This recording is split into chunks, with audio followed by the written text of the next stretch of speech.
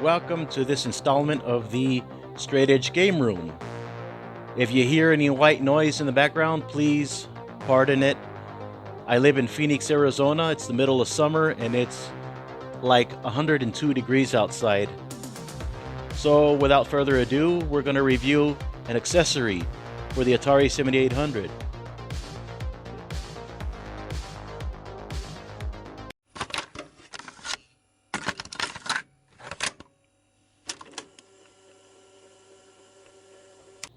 This is the Atari 7800 controller, also known as the ProLine controller. It's a very beautiful, but at the same time horrendous controller.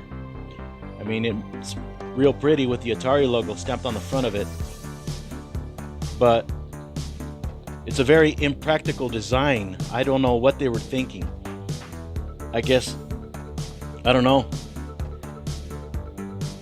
I guess they were trying to do something drastically different from this. But this monstrosity, if you're trying to play a game that requires both of these buttons, forget it. I mean, I call this the carpal tunnel controller because you're going to get a lot of carpal tunnel syndrome messing with this thing. And there's a lot of wear on your hands using these things because the trigger buttons are right here, or fire buttons, whatever you want to call them. But see, for games like Frogger and Miss Pac-Man, it's just fine. I mean, you don't use the fire buttons too often for those games. But if you want to play something like Xevious or Double Dragon, forget about it. You're just gonna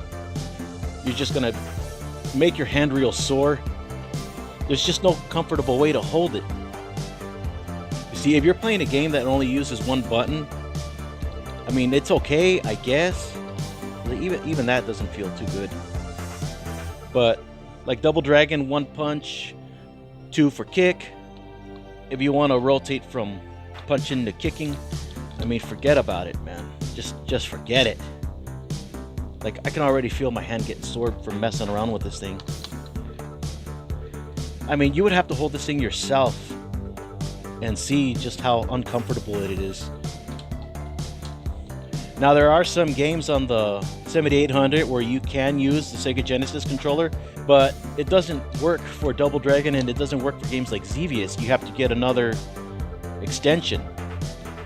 I have an extension for the Atari 7800 where you can use the Sega Genesis controller, but I'll show you that in another review.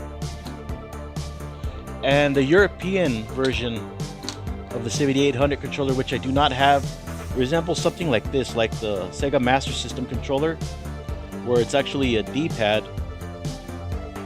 And I actually had that at one time, but it didn't work on my system, so I returned it. And I was stuck with this until I discovered that wonderful adapter, which I will talk about in another review. I mean, it's pretty. I don't really know what these things are for. I guess they're for gripping onto, but I mean, I don't know. I just don't understand the design.